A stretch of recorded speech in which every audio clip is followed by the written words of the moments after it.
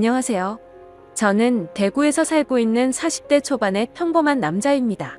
제가 이렇게 사연을 보내게 된 이유는 여러 사연들을 읽어보던 중 문득 그런 생각이 들었습니다. 저 또한 남들과 다르지 않게 기가 막힌 인생사를 살아온지라 제 이야기를 들려드리고 싶었고, 제 삶이 한때는 지옥과도 비교할 수도 없는 곳이었다면 지금은 세상 누구보다 행복한 천국에서 살고 있기 때문입니다. 그래서 지금 삶이 힘든 많은 분들에게 제 살아온 이야기가 도움이 되었으면 하는 소망이 생겨서 사연을 적게 되었습니다. 제게는 너무나도 지옥 같았던 그때 이야기의 시작은 15년 전으로 거슬러 올라가야 합니다. 그때는 고등학교를 졸업하고 남들처럼 미래에 대한 꿈도 가득하고 이성에 대한 관심도 많은 그런 시절이었죠.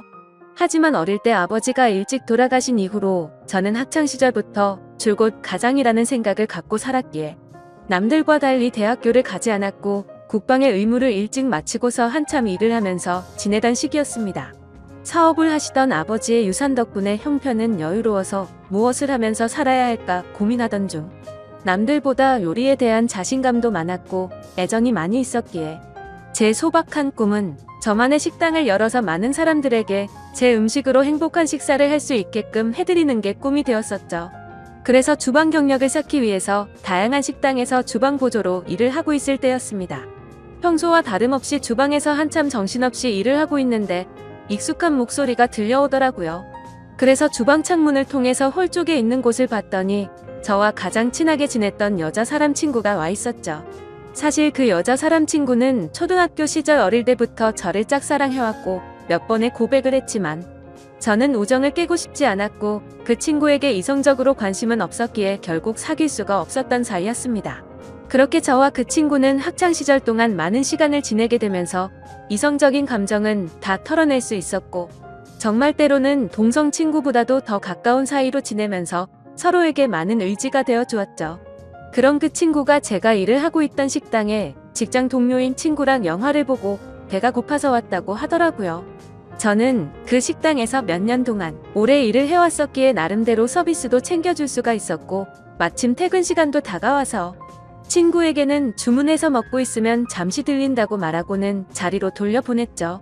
그렇게 하고 난 뒤 저는 주방장님께 자초지종을 설명드리고는 제가 자신 있어 하는 음식을 직접 조리를 해서 친구가 있는 테이블에 가져다 주러 갔습니다.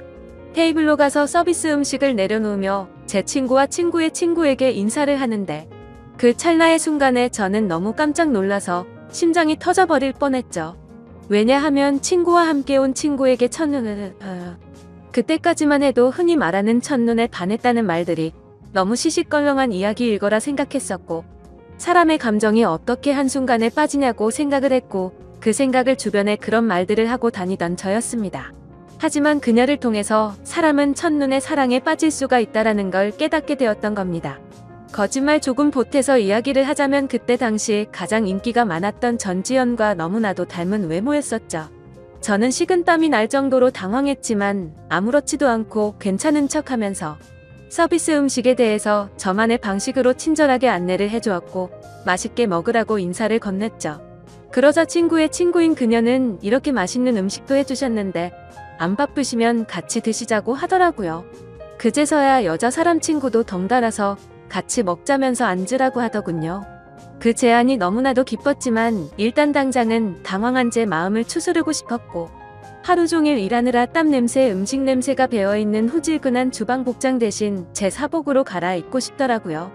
그래서 전 그러면 지금 퇴근 시간이니까 옷만 갈아입고 잠시만 앉아있다가 간다고 말을 했죠.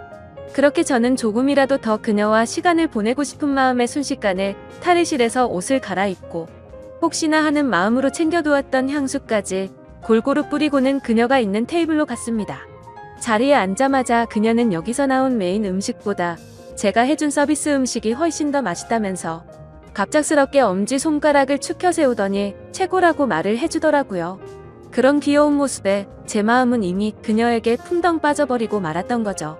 그리고 나서 서로의 간단한 소개들을 하게 되면서 그녀는 저희 동네와 가까운 곳에 살고 있다는 사실도 알게 되었고 그녀는 저와 다르게 사람들을 편하게 해주는 밝고 긍정적인 에너지가 넘치는 여자였습니다.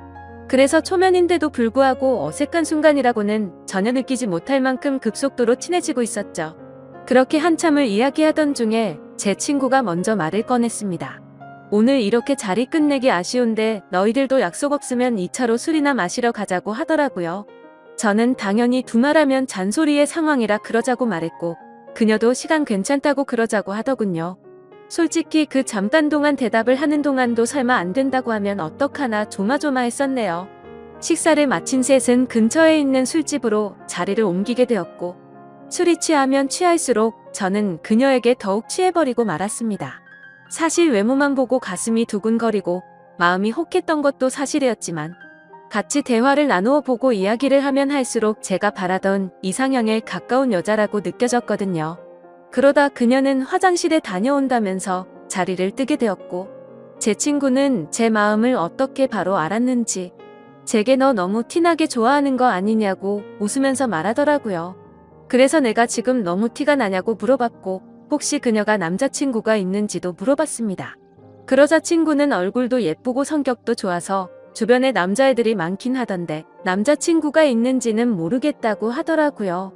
그러면서 친구는 잠시 동안 가만히 있더니 저를 보고 묻더라고요. 보수적인 성격으로 저렇게 인기 많은 여자애랑 괜찮겠냐고요. 물론 모든 남자가 관심 가질 만큼 예쁘기도 하고 인기도 많은데 그만큼 아마 스트레스 많이 받을 것 같다며 그런 것도 다 감당할 자신 있으면 잘해보라고 하더군요. 사실 친구와는 동성 친구보다도 친한 그런 사이였지만 친구의 감정을 매번 거절해왔던 과거가 있었기에 친구에게 눈치가 보였었죠. 하지만 제 마음을 이해해주고 잘해보라는 친구의 말에 너무 고마웠고 미안한 마음이 들더라고요. 물론 그렇다고 그녀를 포기하진 않았을 겁니다. 이미 그녀에게 너무 많이 빠져 있었기에 친구가 반대를 하더라도 아마 그 의견을 받아들이진 못했었을 테니까요. 그래서 저는 친구에게 응원해줘서 고맙다고 제 마음을 표현했고 그녀와 잘 될 수 있게 도와달라고 말했죠. 그러자 친구는 아무렇지도 않은 듯이 알겠다면서 잘 되면 나중에 밥이나 쏘라고 하면서 웃더라고요. 이야기가 끝날 때쯤 그녀는 다시 자리에 돌아왔고 셋이서 술을 더 마시기 시작했습니다. 그때부터는 친구에게 제 마음을 털어놔서인지 조금 더 푼수처럼 제 마음을 표현하기 시작했고 정말 바보가 따로 없다 싶을 정도로 과한 리액션을 하면서 재밌는 시간을 보내고 있었죠. 그렇게 저도 모르게 친구는 이미 관심 밖으로 사라진 지 오래였고 다 같이 술을 마시던 중 친구는 전화가 왔다며 잠시 자리를 비웠고 다시 자리에 돌아와서는 갑자기 급한 일이 생겼다면서 아무래도 먼저 가봐야 한다고 말하더군요. 그러자 마주 앉아있던 그녀는 이상하다 싶을 정도로 쿨하게 그래 알겠다며 내일 회사에서 보자고 하더라고요. 저도 친구에게 무슨 안 좋은 일 생긴 건 아니냐고 물어봤고 친구는 그런 건 아니니까 걱정 말라면서 먼저 자리를 떠나게 되었습니다. 그렇게 그녀를 처음 만난 그날 너무나도 자연스럽게 단둘이서 술을 마시게 되었고 한참을 마시다 보니 그녀는 술에 취했는지 제대로 정신을 못 차리고 있더라고요. 아쉬운 마음이 컸지만 다음을 기약하면서 매너 있게 그녀를 부축해주고 밖으로 나왔죠.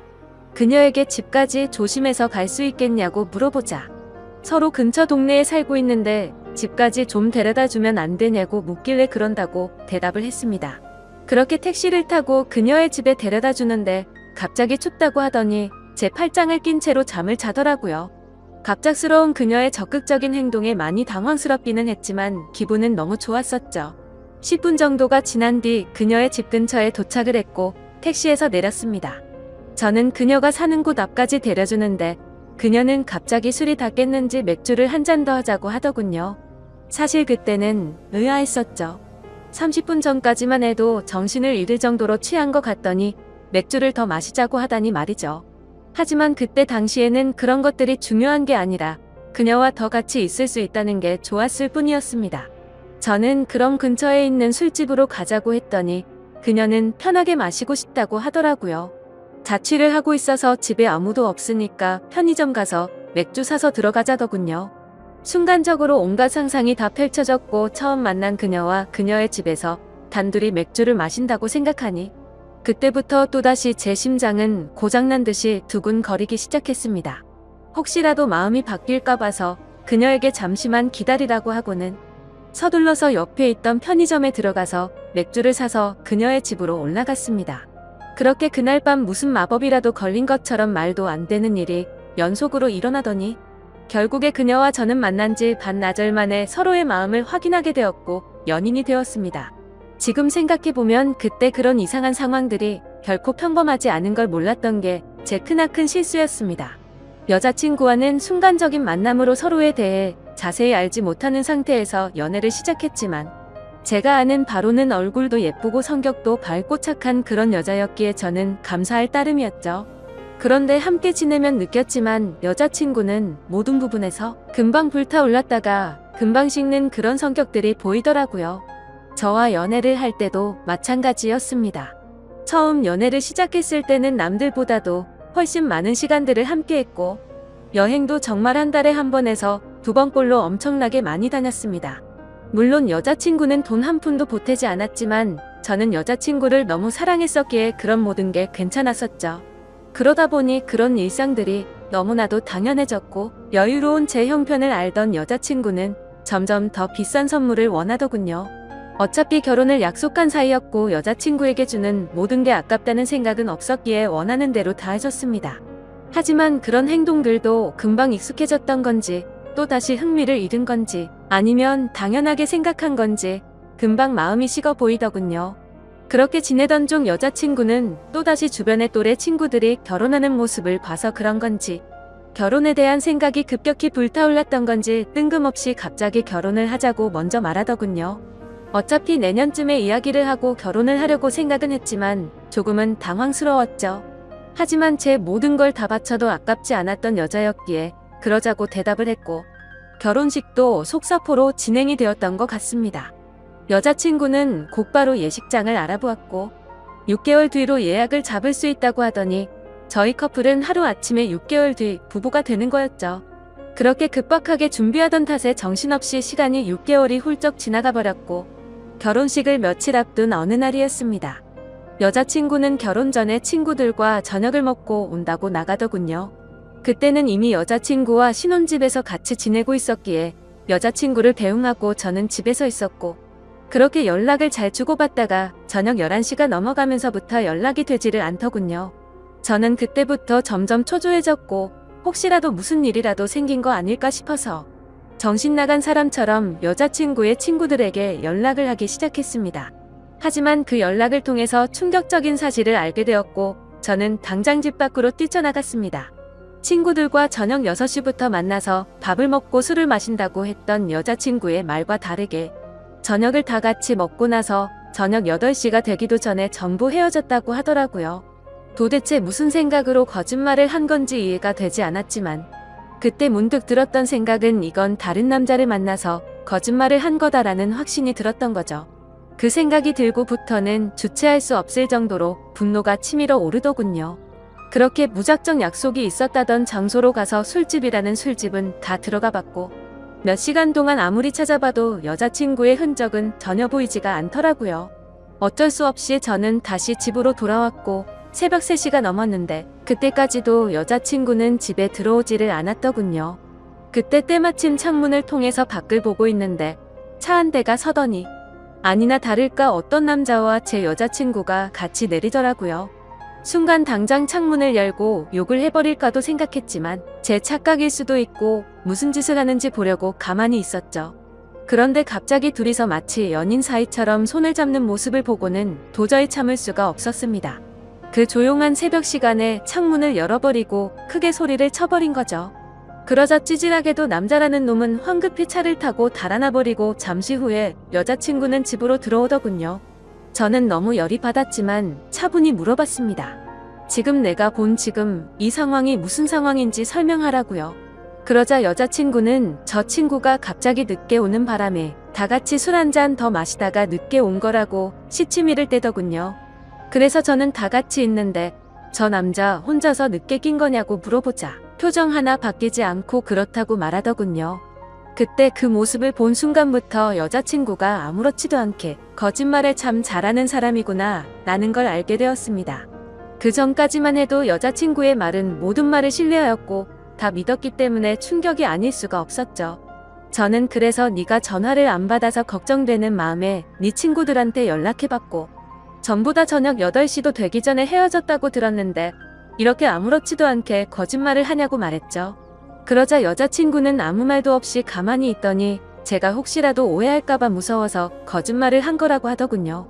저 남자는 사실 회사 업무 때문에 알게 된 거래처 사장님인데 자신한테 신세 진 게 있어서 술 얻어 먹은 거라고 하더라고요. 그래서 너는 거래처 사장이랑 술도 마시고 손도 잡고 그러냐고 물어봤더니 술에 취해서 그 사람이 갑자기 손을 잡은 거라며 자신은 너무 술에 취해서 정신이 없었다더군요.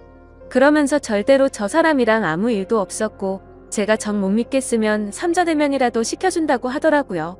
그때부터는 너무 난감할 수밖에 없었습니다. 도저히 그냥 넘어갈 수도 없는 노릇이었고 결혼을 앞둔 사이끼리 삼자대면을 해서 진실을 밝혀야 하나 싶었죠.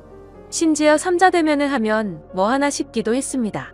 바람피는 사람이 나 바람핀다라고 말할 리가 절대 없었으니까요.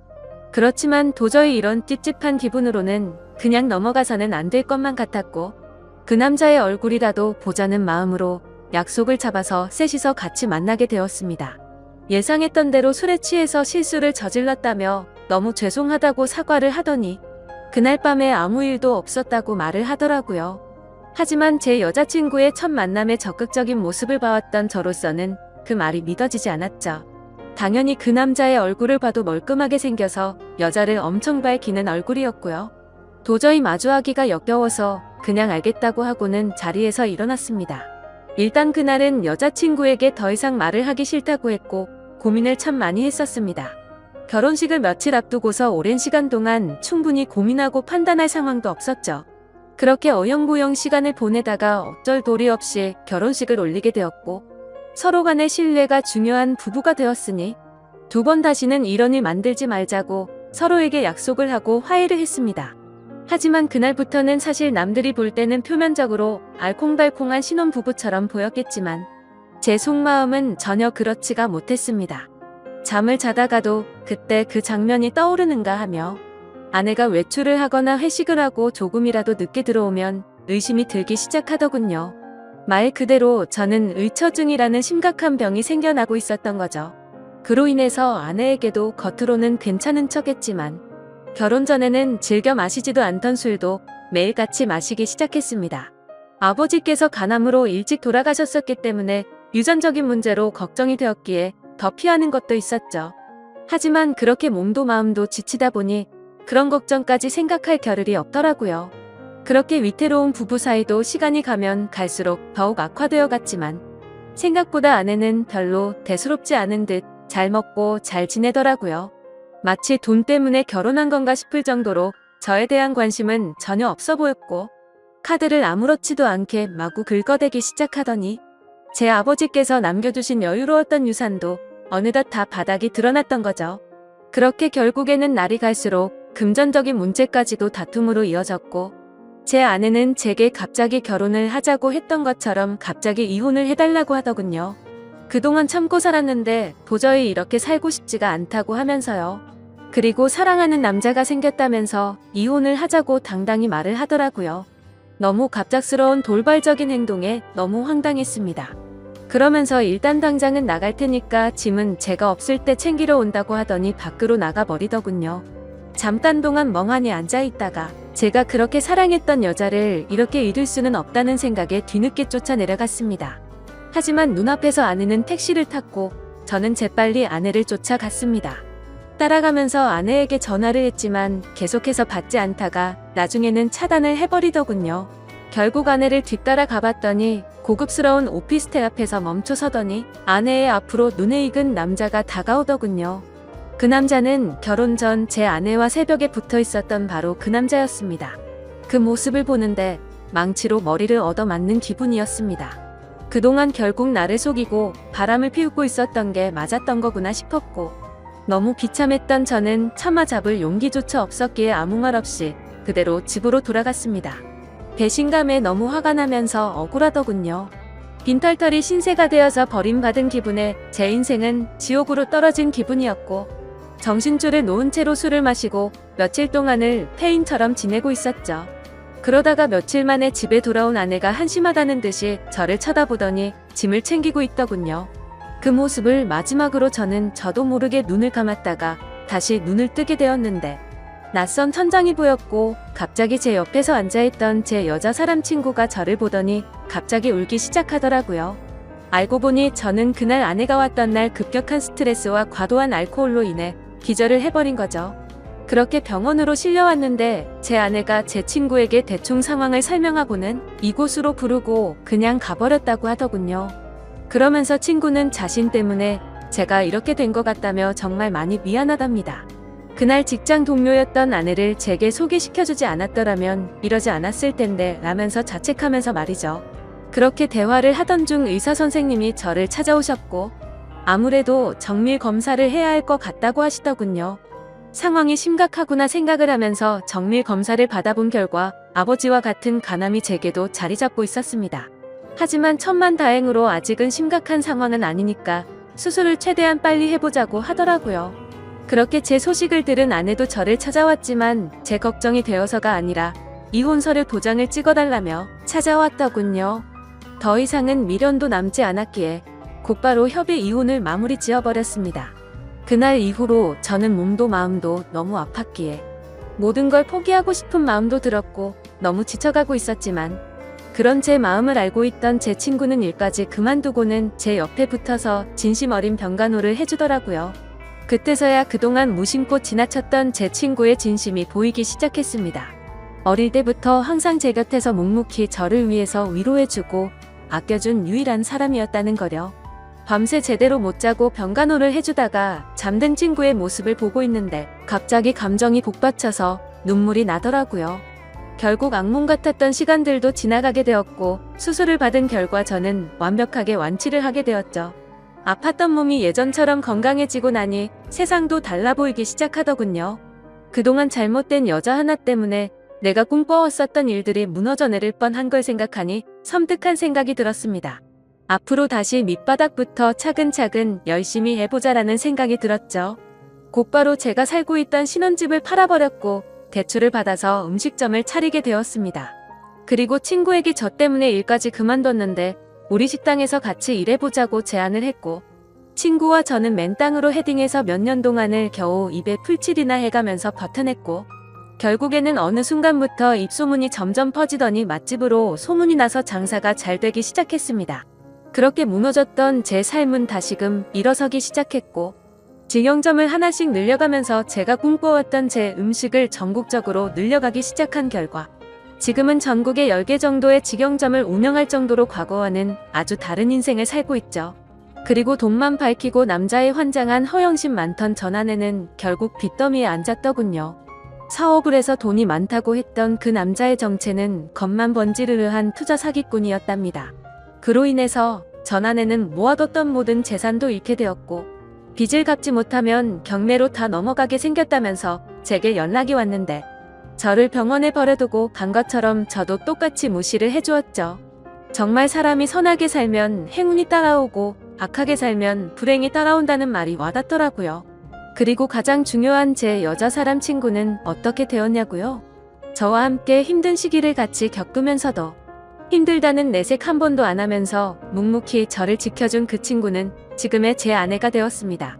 얼마 전 알게 되었는데 제 아내는 저의 행복을 위해서라면 모든 걸 포기할 수도 있었답니다. 전 아내에게 저를 소개시켜주고 먼저 갔던 그날도 밤새도록 울었는데도 내색조차 하지 않은 그런 여자죠.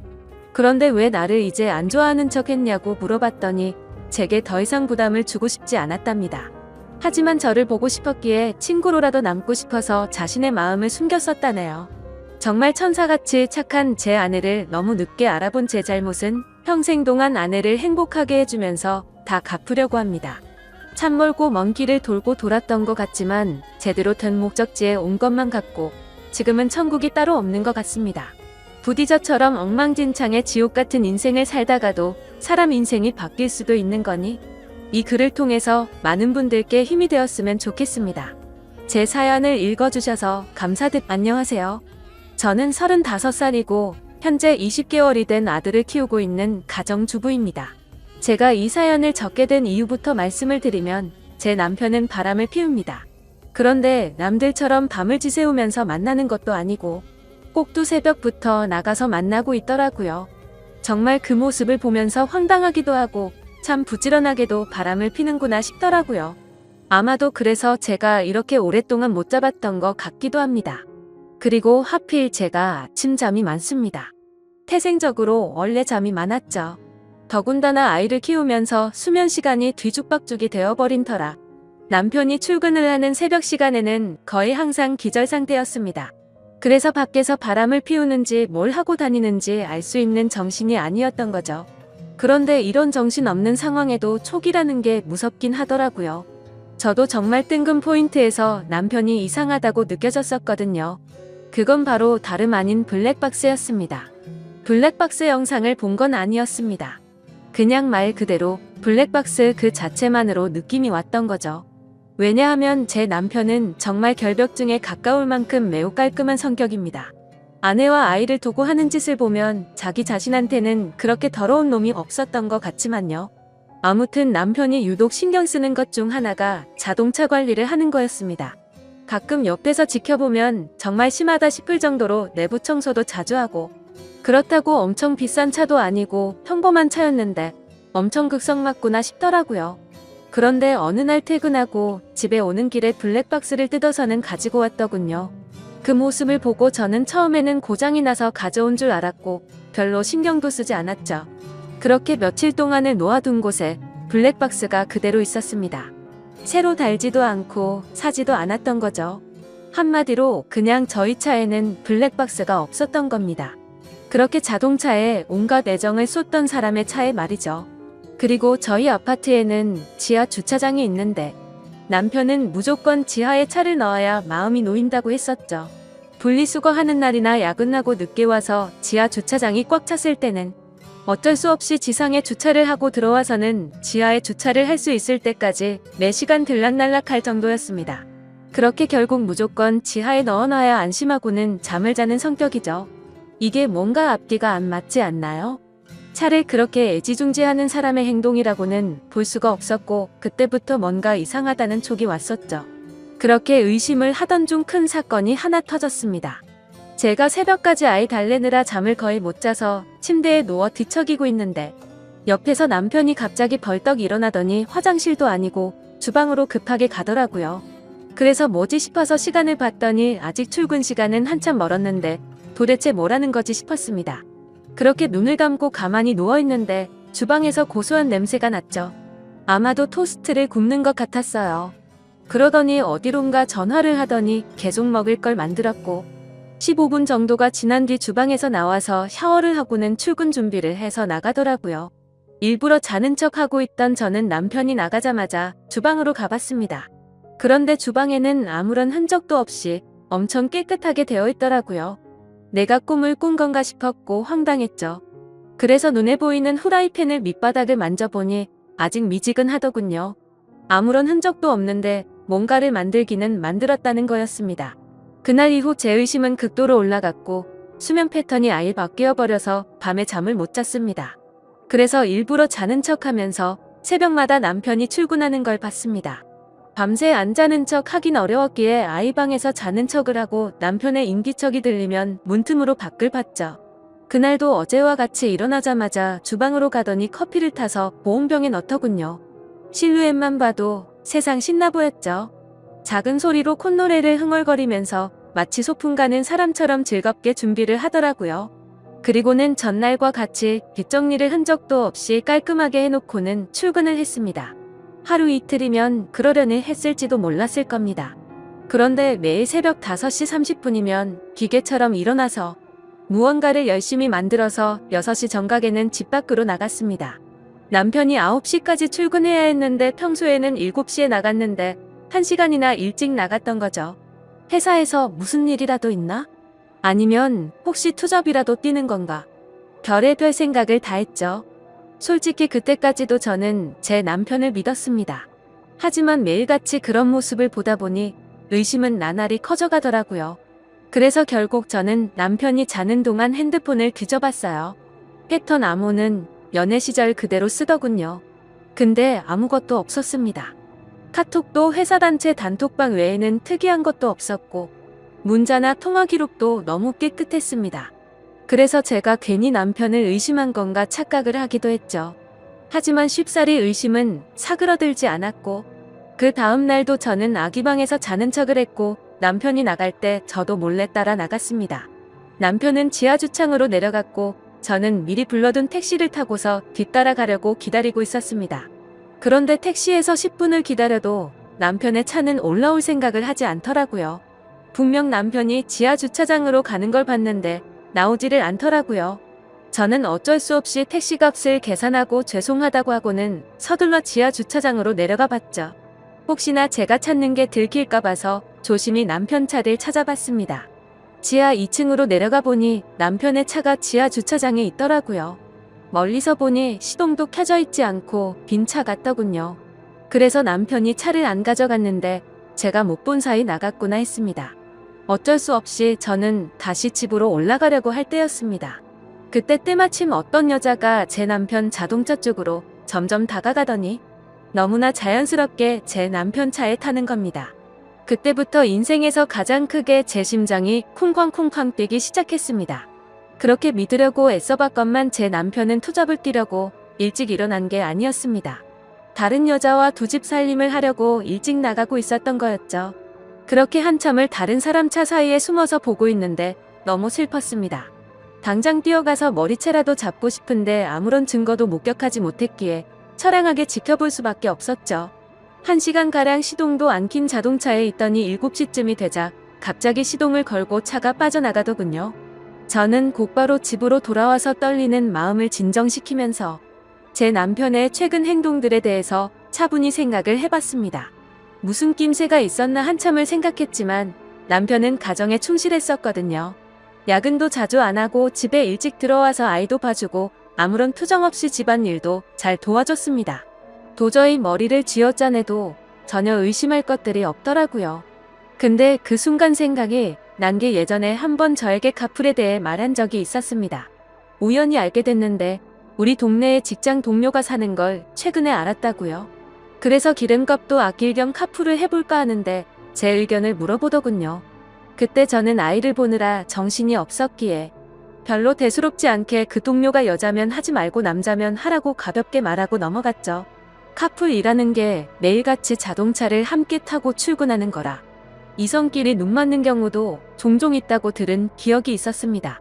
그래서 남편에게 여자면 하지 말라고 분명히 말했는데 제 말을 무시하고 지금까지 그걸 하고 있었던 거였습니다. 카풀이라고 확신하니 그동안 남편의 이상한 행동들이 마치 퍼즐 조각처럼 다 맞아지더군요. 블랙박스를 설치하지 않는 이유도 그렇고 자동차에 병적으로 집착하는 이유도 알겠더라고요. 결국에는 흔적 없이 깔끔하게 바람을 피우려고 그랬던 거였습니다. 다음 날도 저희 남편은 새벽에 일어나서 무언가 도둑 고양이처럼 준비하더니 6시 정각에 나갔습니다. 그 꼴을 보고 있으니 너무 황당해서 어이가 없더군요. 저는 그래서 바로 남편을 따라서 지하 주차장으로 내려갔습니다. 이번에도 자동차에 타서는 시동도 걸지 않고 그 여자를 기다리고 있더군요. 10분 정도가 지나자 어제 봤던 그 여자가 다시 왔습니다. 같이 함께 차를 타고 한참 동안 차 안에 있다가 어제처럼 7시 정각에 출발을 하더라고요. 저 여자도 참 부지런하네요. 매일 그 시간에 와서 저짓거리를 하다니. 일찍 일어나는 새가 바람도 잘 피우는 것 같네요. 이번에는 두 눈 부릅뜨고 제대로 끝까지 지켜봤습니다. 멀리서 몰래 보다 보니까 자세히 보이지는 않았지만 두 개의 동그란 머리가 하나로 뭉쳐지는 건 정확하게 보였습니다. 그냥 이건 확실하다는 확신을 줬었죠. 둘이 차 안에서 그 짓거리를 하고 다닌 거였습니다. 그걸 보는 순간 저도 모르게 화가 나서 눈이 뒤집힐 뻔했고 저도 모르게 눈물이 났습니다. 남편의 불륜이라는 걸 직접 겪어보니 분노가 머리 끝까지 치밀어 오르더라고요. 그동안 남편이 제게 이상하게 대한다거나 갑자기 잘하려고 했던 상황들을 하나씩 차근차근 생각해보니 저 여자랑 차 안에서 바람을 피우느라 찔려서 그랬구나 싶은 생각에 정말 돌아버리겠더군요. 저는 곧바로 친정엄마에게 연락을 해서 병원에 다녀온다며 아이를 좀 봐달라고 부탁을 드렸고 아이를 친정에 맡긴 뒤 저는 곧바로 변호사 사무실을 찾아갔습니다. 변호사분과 이야기를 한참 동안 해봤지만 결론은 그거였습니다. 깔끔하게 하는 게 제 심신에 좋을 거라며 위자료 2천만 원의 양육비 받고 이혼을 하는 걸 추천하더라고요. 그 이야기를 듣자 너무 억울하고 분통이 터지더군요. 어떻게 남편이 타고 다니는 자동차 가격보다 낮은 금액으로 내 인생 날린 걸 퉁치려고 한다는 게 말이 됩니까? 그래서 저는 일단 다시 연락드린다고 말하고는 변호사 사무실을 나왔습니다. 누구에게 물어봐야 하나 싶었고 제 주변 친구 중에 이혼을 한 친구들을 찾아봤습니다. 솔직한 속마음으로 그런 친구가 없으면 어쩌나 했는데 너무 많아서 놀랄 정도였죠. 가까이 사는 친구들 3명에게 연락을 해서 만났는데 전부 다 자신들이 겪은 이야기를 하면서 울고 앉아 있었습니다. 그런데 이야기를 들어보면 대충 돈은 다 비슷하게 받았더라고요. 사실 재벌 집에 시집가지 않고서야 거기서 거기겠지 싶더군요. 저는 32살에 아이를 낳았고 제 아이가 몸이 많이 약해서 새벽에 응급실만 3번 다녀오고 나서 도저히 일과 육아를 병행할 수 없겠구나 싶었고 그냥 깔끔하게 8년 다니던 그 좋은 직장을 그만뒀습니다. 그런데 이런 건 어떻게 보상해 줍니까? 고작 2천만 원이라니 너무 허탈했습니다. 아무튼 그건 나중에 해결할 문제라는 생각에 저는 친구들과 헤어지고서 그 두 인간에게 복수를 하기 위해서 곧바로 페인트를 사러 갔습니다. 가자마자 페인트 사장님에게 가장 안 지워지고 오래가는 걸로 달라고 말씀을 드렸고 빨간색 페인트 4통과 두툼한 붓도 몇 개를 사서 배달을 부탁드리고 집으로 들어갔죠. 그날 저녁도 다른 날과 다르지 않게 남편은 퇴근하고 일찍 집에 들어와서 집안일을 도와주더군요. 그 꼴을 보고 있으니 나중에 제가 없어도 참 잘 살겠구나 싶었습니다. 그리고 기가 막히게도 대뜸 주말에 출장이 잡혀서 갔다 온다고 하는데 속이 뻔히 보이더군요. 역겨운 마음에 욕이 튀어나올 뻔했지만 증거도 만들어야 했고 복수를 제대로 해야 한다는 생각에 겨우 참았습니다. 잠이 들 준비를 마친 뒤 남편은 인터넷으로 볼만한 영화를 찾고 있길래 무슨 영화냐고 같이 보자고 제가 은근슬쩍 찔러봤습니다. 그러자 남편은 나중에 회사에서 쉴 때 본다고 말하더군요. 그러더니 저를 위하는 척하면서 일찍 자라고 하더라고요. 웃음밖에 안 나왔습니다. 블랙박스 떼놓고 그 자리에 영화 틀어놓고 둘이서 보려는 게 눈에 뻔히 그려졌습니다. 그래서 이를 갈면서 아무렇지도 않은 척 저는 남편에게 말했죠. 자기도 일찍 일어나려면 피곤할 텐데 대충 고르고 쉬어라고 말하고는 저는 아이방으로 갔습니다. 어차피 오늘 아무리 재밌는 영화를 고르면 뭐하냐 싶었죠. 내일 내가 가서 깽판 치면 영화는 10분도 보지 못할 텐데 한심스럽더군요. 그렇게 그날 밤이 지나고 새벽이 되었습니다. 아니나 다를까 부지런하신 남편놈은 똑같이 새벽에 일어나더니 열심히 준비를 해서 나갔고요. 저도 곧바로 엄마에게 빌린 차에 실어뒀던 고무장갑을 양손에 끼고 페인트와 붓을 빼들고 따라갔습니다. 지하 주차장에 도착하니 항상 주차하는 곳에 남편의 차가 보였습니다. 심장이 터질 듯이 떨리고 무서운 마음도 들었지만 최대한 차분히 기다렸습니다. 그러자 상간녀가 또각또각 구두 소리를 내면서 기분 좋은지 생글생글 웃으면서 차로 다가가더군요. 그렇게 그 여자가 남편 차에 타는 것까지 확인을 했습니다. 그리고 저도 페인트 뚜껑을 열어서 들었고 다른 한 손에는 휴대폰을 들고서 남편 차로 조용히 다가갔죠. 심장이 터질 것 같았고 무서웠지만 그 마음은 곧바로 분노로 바뀌었습니다. 가까이 다가가서 보니까 둘은 아주 한 몸이 되기 직전이더군요. 저는 곧바로 휴대폰으로 동영상 녹화를 하고서 주머니에서 붓을 빼들었습니다. 남편 차가 실버 색상인데 빨간 페인트를 찍어서 남편 차에다가 그대로 글자를 적기 시작했습니다. 진짜 그 순간 엄청나게 통쾌했고 페인트가 기가 막히더군요. 저는 그곳에다가 불륜남과 상간녀가 타고 있어요 라고 적었습니다. 빨강색 글씨에 큼직하게 써서 멀리서도 곧바로 보이겠더라고요. 자동차 앞 유리에도 글자를 적기 시작했어요. 조수석 부분에는 상간녀라고 적었고요. 운전석에는 불륜남이라고 또박또박 적어놨습니다. 차 안에 두 사람은 멍하니 깜짝 놀라서 멍하니 저만 바라보고 있더라고요. 너무 역겨운 마음에 저는 그 두 사람을 쳐다보지도 않았습니다. 그렇게 바로 자동차 뒤로 가서 우리 지금 바람펴요 라고 적어줬고요. 트렁크에다가는 바람피는 유부남이라고 적었습니다. 그렇게 실컷 페인트 칠을 마치고 나서 조수석으로 다가가서 유리창을 톡톡 두드렸습니다. 당장 열어라 망치 갖고 와서 깨부셔버리기 전에라고 말하자 운전석에 있던 남편이 내리더군요. 남편은 차에서 내려서는 가까이 오지도 못하면서 오해라고 난리가 났고요. 저는 붓을 들고 너한테도 온통 페인트질 해줄 테니 가까이 오라며 네가 인간이냐고 소리를 질렀습니다. 그렇게 난리가 났는데도 그 상간녀는 끝까지 차에서 내리지 않더라고요. 저는 너무 열이 받아서 붓으로 유리를 툭툭 치면서 당장 나오라고 소리를 질렀습니다. 결국 소리를 질러대다 보니 아파트 주민 신고로 저희 세 사람은 경찰서로 갔습니다. 그제서야 그 역겨운 상간녀 얼굴을 가까이서 마주하게 되었던 거죠. 조금 뒤에는 상간녀의 남편 같은 사람이 경찰서로 뛰어들어왔고요. 저는 다른 계획이 있었기에 아무 말도 하지 않고 가만히 냅두고 있었습니다. 제 남편과 이 여자가 저를 어떻게 신고하겠어요? 저는 바쁘니까 알아서 하세요 라고 말하고는 경찰서에서 나와버렸습니다.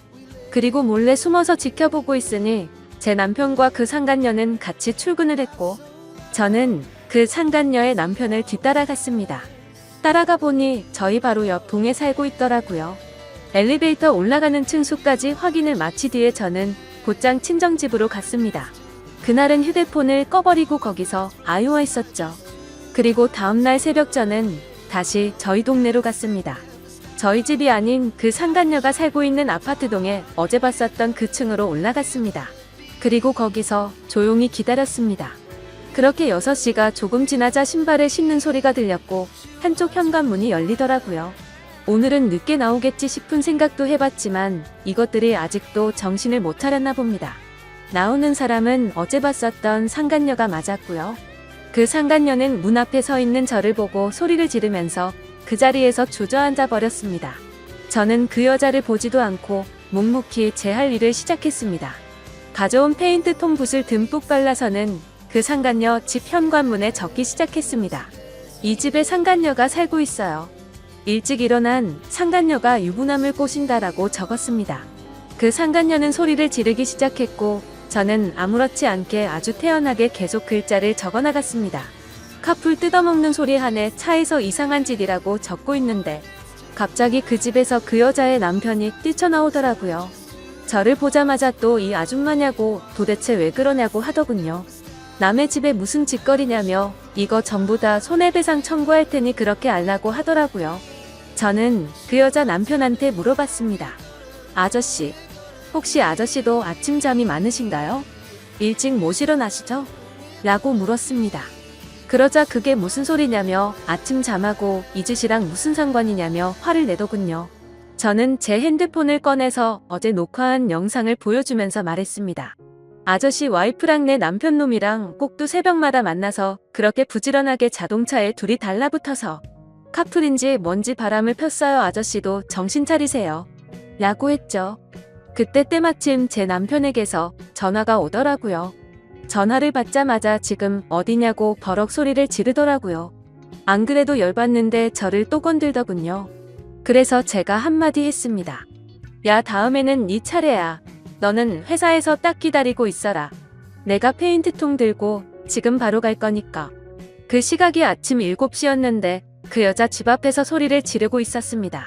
또다시 주민신고가 들어갔는지 곧바로 아파트 경비 직원분들이 올라왔고 저는 강제적으로 그 사람들에게 떠밀려서 엘리베이터에 올라탔습니다. 1층으로 내려가니 제 남편이 이쪽으로 뛰어오고 있더군요. 이젠 더 이상 그 자동차 안에서는 못 기다리나 봐? 라고 했더니 남편이 그러더라고요. 적당히 좀 해라며 동네 창피하게 아침마다 뭐 하는 거냐고요. 그 말을 듣는 순간 피해자 코스프레를 하길래 너무 역겨워서 구역질이 날 것 같았고 정말 너무 화가 났습니다. 그래서 저는 곧바로 소리를 지르면서 말했습니다. 그럼 내가 아침마다 동네에서 한 짓은 뭐냐고 물었고 주차장에서 그 짓거리 한 건 당당하냐고 소리 질렀습니다. 그러자 남편이 제 행동이 질린다면서 제가 원하는 대로 이혼해준다며 되려 큰 소리를 치더라고요. 아무리 간통죄가 없어졌다고 해도 저렇게 당당하게 이혼을 해준다라는 소리가 나오는 게 어이가 없었습니다. 저는 더 이상 분노를 참을 수가 없었고 들고 있던 페인트붓으로 남편의 뺨을 쳐버리고 돌아서서 갔습니다. 그때부터 저는 이제 정말 무서운 게 없다는 걸 깨달았죠. 그러자 남편은 뒤에서 온갖 욕을 하면서 동네가 떠나가라 소리를 질러대더라고요. 저는 가볍게 그 말을 무시해버리고 곧바로 택시를 타고 친정집으로 갔습니다. 가서 씻고 나서 마음도 진정시킨 뒤에 본격적으로 이혼 준비를 시작했습니다. 최근에 만났었던 이혼한 친구들을 한자리에 다시 불러서 얘기를 듣는데 정말 처참하더라고요. 제가 앞으로 몇 달 뒤면 저 친구들과 같은 모습이 될 거라는 생각에 암담해졌습니다. 이제 슬슬 좀 현실이 보이더라고요. 제가 이혼을 한다는 것도 그렇고 앞으로는 혼자서 아이를 키워야 한다는 것도 이제 좀 와닿았습니다. 그리고 나서 저는 다시 변호사들을 찾아다녔습니다. 하지만 여러 곳을 다녀봤지만 현실적인 위자료 금액은 거의 비슷하더군요. 그 못된 상간녀에게 받을 수 있는 금액도 비슷했고요. 그런데 그 돈을 받는다고 해서 제가 받은 충격과 분노가 도저히 풀리지는 않을 것 같더라고요. 저는 또다시 복수를 하겠다고 각오를 다잡고 빨간 페인트를 들고서 상간녀의 회사로 찾아갔습니다. 제가 연락을 하자마자 상간녀는 총알같이 로비로 튀어나와 있더라고요. 제가 또 어떤 글자를 어디에 적을지 무서웠겠죠. 저를 보자마자 제 손을 잡고는 로비에 있는 커피숍으로 끌고 갔습니다. 테이블에 앉자마자 상간녀가 저에게 말하더군요. 자신이 저번에는 경황이 없어서 가만히 있었는데 적당히 하라고 하네요. 참는 것도 한계가 있다면서요. 그리고 왜 당신 남편은 가만두고 자신한테만 그러냐면서 합의금이든 위자료든 원하는 게 줄 테니까 자신은 좀 내버려두라고 뻔뻔스럽게 말하더군요. 아무튼 그 여자가 그렇게 당당하게 돈 이야기를 먼저 하길래 제가 얼마나 줄 거냐고 물어봤습니다. 그러니 본인도 여기저기 알아보니 1,500이면 충분한데 2,000까지 해준다고 하더군요. 여기서도 2천만 원이라는 소리를 들으니까 갑자기 화가 확 나더라고요. 그래서 저는 내 등에 가격표라도 붙어있냐고 왜 가는 곳마다 나한테 2천만 원 거리냐고 했습니다. 내 35년 인생 가격이 고작 2천만 원이냐고 소리쳤고 그 돈은 걔나 주라고 말했습니다. 나는 내 방식대로 풀고 싶으니까 시간 없는 나 붙잡고 헛소리 짓거리지 말고 당장 네 사무실로 올라가게 앞장서라고 말했습니다. 그러자 그제서야 그 당당했던 여자가 공손해지더라고요. 제 팔을 붙잡으며 제가 잘못했어요. 제가 어떻게 하면 화가 풀리시겠어요? 라며 저에게 매달리더군요. 그래서 저는 말했습니다. 나는 배운 여자라 그랬어야만 풀려.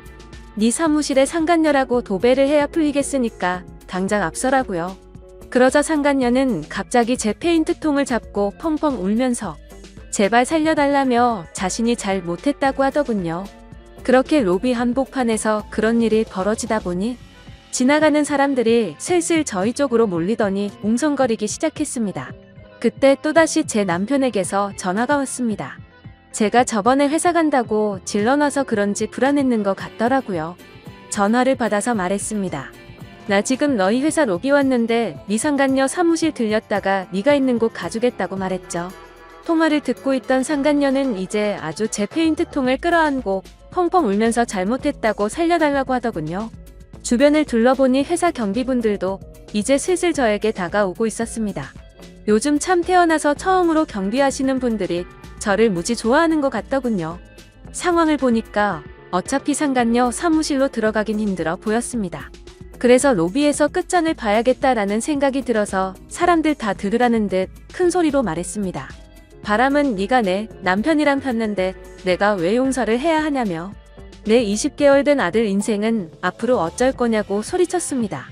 내 아들은 앞으로 지 아빠도 편하게 못 보는데 그건 어떻게 할 거고 한 가정을 처참하게 부숴놓고 말로만 미안하다고 하면 끝이냐고 미안하면 당장 꿇어서 제대로 사과하라고 했죠. 그러자 사람들이 너무 많이 모여서 그 여자도 눈치가 보이는지 망설이고 있더군요. 그래서 저는 그 여자에게 다가가서 끌어안고 있는 페인트통 뚜껑을 확 열어버렸습니다. 그럼 그냥 여기에다가 글씨 써준다고 말하자. 곧장 바로 무릎을 꿇으며 펑펑 울며 잘못했다고 싹싹 빌었습니다.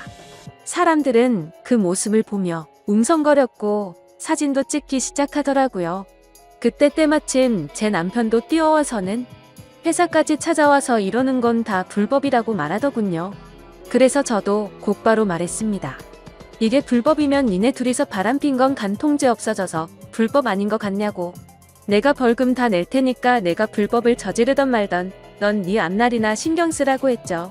그리고 지금 당장 네 사무실 올라갈 거니까 나한테 이래라 저래라 하지 말라고 했습니다. 그러자 남편 놈도 곧바로 제게 미안하다면서 제발 화 풀라고 굽신거리기 시작하더군요. 제 손을 잡고 계속 나가자고 하더라고요. 저는 나를 데려가고 싶으면 당장 네 차 갖고 오라고 말했습니다. 어차피 여기서 우리 집까지 30분이면 갈 수 있는 거리던데 지금 당장 가져오라고 했죠. 남편은 지금 그 차에 페인트 칠해놔서 못 가져온다며 대낮에 그걸 어떻게 타고 오냐고 말하더군요. 그래서 저는 새벽에 거기서 그 짓거리 하는 건 괜찮냐고 되물었고, 난 2번 말하지 않는다며 지금 당장 차 가지러 안 가면 나는 여기 로비에다가 네가 저 상간녀랑 한 짓 다 적을까 당장 선택하라고 말했습니다. 그러자 도저히 답이 없는 걸 알았는지 남편이 차를 가지고 오겠다며 조금만 기다리라며 허겁지겁 뛰어나가더군요. 저는 아무렇지 않게 태연하게 아까 있었던 커피숍에 앉아서 다시 상간녀를 불러서 내 남편이 새벽마다 타다 준 그 커피보다 맛있는 걸로 좀 시켜보라고 말하고는 가만히 앉아서 그렇게 남편을 기다렸습니다.